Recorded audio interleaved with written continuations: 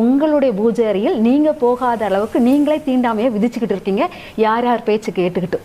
முதல்ல அதுவே தப்பு. உன்னுடைய பூஜை அறை உன்னுடைய இதில் இருக்குது.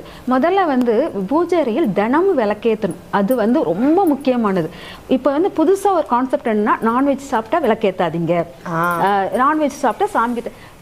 ஒளி தீபத்துக்கு அதாவது எந்த பொருளுக்கு தோஷம் கிடையாதுங்கிறது ஒவ்வொரு பொருளுக்கும் உண்டு.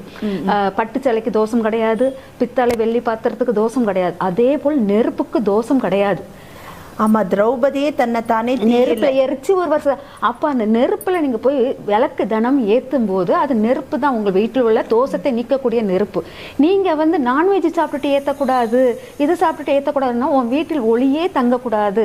அப்ப வெறும் வெஜிடேரியன் சாப்பிட்றவங்க மட்டும்தான் சாமி கும்பிட தகுதி உள்ளவங்களா அப்படிங்கிற மாதிரி எனக்கு நிறைய கொஸ்டின். இது ரொம்ப தவறான முற்போக்கை மக்களிடம் ரொம்ப திணிக்கிறாங்க.